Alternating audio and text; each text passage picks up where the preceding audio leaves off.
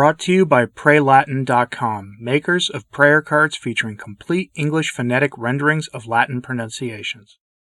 Now that Lent is over, we return to our periodic examination of what Father Malachi Martin tried to warn the Church about. He spent what seemed like a lifetime writing books detailing the corruption of the Church. In books you may have heard of, beginning, say, with Windswept House, his most infamous book. But prior to that, he wrote a book that I highly recommend called Vatican, which details the crisis in the Church from the end of World War II until the mid-1980s. And really, it has a prologue that begins in the time of Pius IX in the 1870s or so. But he did this also in other books, The Rise and Fall of the Roman Church, and The Final Conclave, a book where he seems to have predicted a forced abdication of a sitting pontiff in an attempt to change the papacy fundamentally therein after. But probably the most consequential book he wrote for himself personally was a book called The Jesuits. There are people who believe the smears and calumnies against Malachi Martin, high-profile priest that suddenly has become very popular in traditional and conservative Catholic circles, has repeated these calumnies against Father Malachi Martin, unwittingly, I suspect. They have mostly been debunked, and there's, I know for a fact, a book in progress that will debunk these thoroughly, as the author will, as the kids say today, bring the receipts. That'll be coming out later this year or next year, but suffice it for now, these calumnies against Father Malachi Martin were launched when he wrote a book called The Jesuits.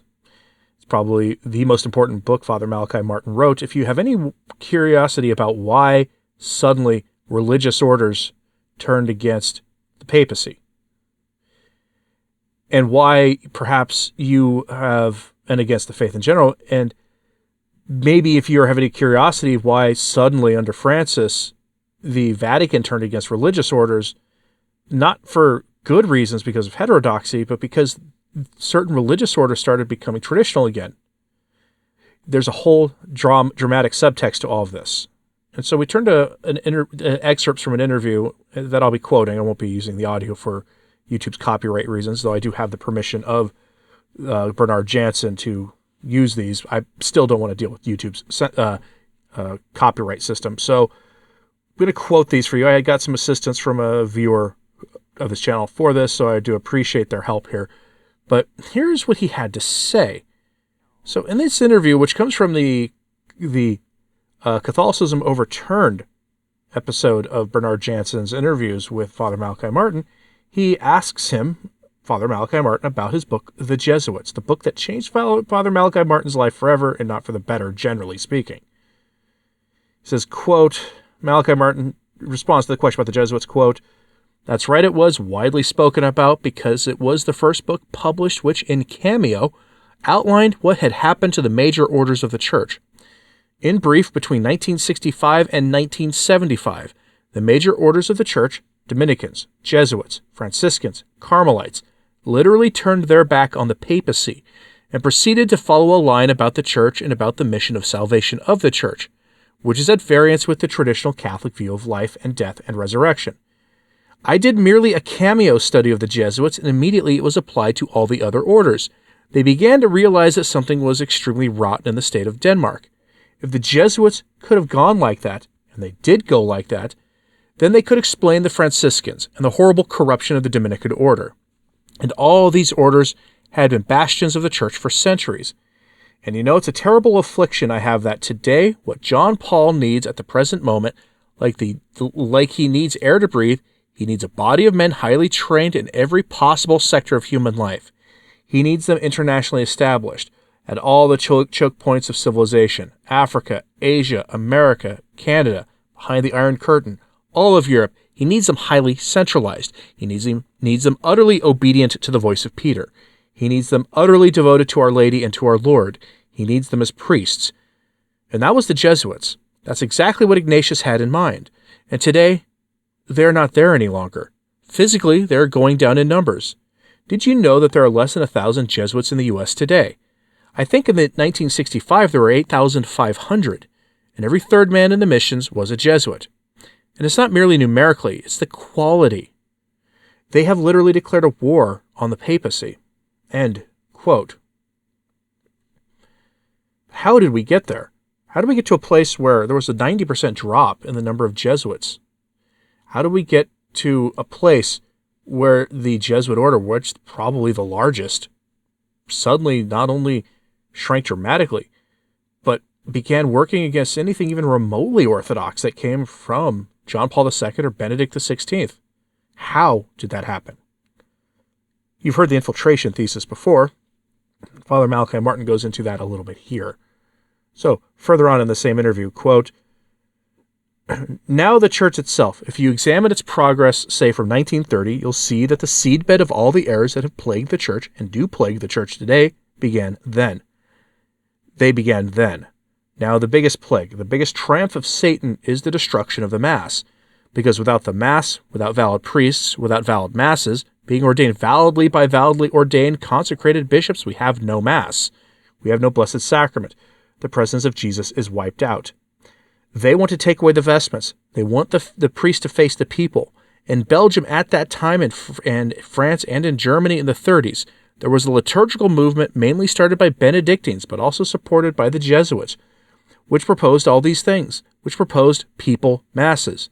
And when it came to the Vatican Council itself, the last vote in the Council in 1965 concerned the Mass, and the bishops were absolutely categorical. They said, do not wipe out the Latin, keep the Latin Mass, but translate the popular part, meaning the Credo, the Gloria, the prayer before Mass, and all those prayers at the end of Mass, but those in the popular language, but the canon stands. End quote. Now, he's not saying that that there are no valid sacraments anymore. He has expressed some concerns about the validity of the post-conciliar sacraments, but they seem, at least from my reading, to stem from questions about baptism, which you may well remember how 3 or 4 years ago, suddenly in the news, it was coming out that people were watching the video of their own baptisms and discovering they weren't validly baptized. They were baptized by a priest or a deacon in a church, but they were not following the rules of the baptism, and the church has unequivocally said that that means that those are not valid baptisms, and the person was never validly baptized, which means they needed to get their baptism conditionally redone, and then all their other sacraments they've received in life conditionally redone. He's sort of speaking to that, but you note there also he repeats the same thing that many traditionalists have said about what Vatican II called for with the liturgy. The Council never called for a new liturgy. The record does not support the thesis that they called for a new liturgy. They wanted a few parts of the traditional Mass translated into the vernacular, which even I think is still too much. I don't think they should do that at all, but that's what they called for. And instead, we got a whole new liturgy. The two Masses have very little in common with each other. At least when theologians look at them side by side, they have very little in common. And he thinks that the chaos in the church was compounded by that. And whether you agree with with what he has to say about the liturgy or not is immaterial. The source of that changes were Benedictines and Jesuits in the 1930s. This is all borne out, by the way, in the work of Father Anthony Cicada, the late Sedevacantist priest, who wrote what is widely considered to be the best book on the liturgical so-called reform ever, called Work of Human Hands. If you can find a copy of that book, read it. He goes into all those details and goes into the anthropology and the history of the so-called liturgical reform and where it came from. And what he has to say bears out everything, is borne up by Malachi Martin. Now, Father Malachi Martin goes on, and he kind of summarizes here the state of the church. And this was in the 1990s, the early to mid 1990s, when he had this conversation with with Bernard Jansen, rather.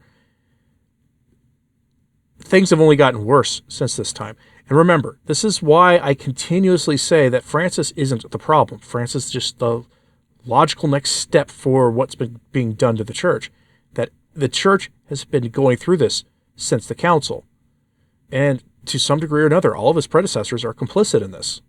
It's something that Malachi Martin would himself come to realize towards the late 1990s. When you would watch or hit any interview he did, he would pretty much say the same thing. But here is what he has to say on this from that same interview. Quote, "So that's the condition of the church. Now, in education, it's worse. That is the lamentable part of it. There's no doubt about it that the teaching of the catechism, the teaching of religion, has disappeared. partly because we've done away with the nuns. They're now on political and social careers, and the big teaching orders of nuns have ceased to function, and therefore that wellspring of education of a child from the age of 4, 5, 6, 7, 8 on up in Christian doctrine has disappeared. On top of all of that, the great teaching orders, the Jesuits, the Dominicans, the Carmelites, the Franciscans, have become thoroughly secularized. We can no longer speak about a Catholic college. You have a college which used to belong to a religious order, say the Jesuits, which is now run by the majority laymen with 1 or 2 Jesuits, usually old. There is no Catholic college. In fact, they don't want to be called Catholic. The Jesuits met and decided they would no longer call their 29 colleges Catholic colleges. They would call them Ignatian Institutes. I think St. Ignatius would be turning in his grave or revolving in heaven at the idea. Education has been taken out of our hands. And it certainly has been put in the hands of laity. I saw this firsthand. I worked at a Catholic college before I was doing YouTube. And that Catholic college went out of business because of decade upon decade of bad decision-making, going back to, at least in part, that university signing the Land O'Lakes Statement, which I have gone over in a video a couple of years ago now. The short version is, right after the council, a group of Catholic college presidents who are all priests got together and basically said that they had no reason to follow what the Vatican had to say basically on anything, that academic freedom meant that they could disagree with the church's teachings on things and go promote their own way of doing things. This was catastrophic for Catholic colleges. And you care to name any high-profile Catholic college, Notre Dame, Georgetown, any of them, they all signed it. All of them did. The consequences for that have been pretty obvious for Catholic education. The school I worked at tried to reestablish itself to reorient itself towards a document issued by John Paul II in the 1980s or 1990s that was sort of an answer to the Land O'Lakes Statement, but it was too late by the time it tried, and that school ended up going out of business because it had lost its Catholic identity and replaced it with one about athletics mostly, and it was trying to exist in both worlds, and it failed spectacularly at that. It's one of the many, many fruits of the post-conciliar era. But that is the destruction of Catholic education and the religious orders, according to Malachi Martin. I'm curious what you think about that. So let me know in the comments. If you'd like to listen to that, I suggest purchasing a copy of the interview series done by Bernard Jansen on his website at Triumph Communications. They're the best interviews with Malachi Martin you'll ever hear. They're far better, far superior to the ones he did with Art Bell. And a lot of people said Art Bell's interviews with Malachi Martin changed their lives. Guarantee you will find the Bernard Jansen ones very fruitful as well. They're hyper-focused on the faith and the state of the church and what the remedies are to our times the times we live in, especially in the church, which is a lot of which was not talked about with Art Bell. But I'm curious what you have to say about all this, so let me know in the comments, please. Hit like and subscribe if you haven't. It does help. So does sharing this on social media. That helps too. And as always, pray for the church. I'm Anthony Stine. Ave Maria.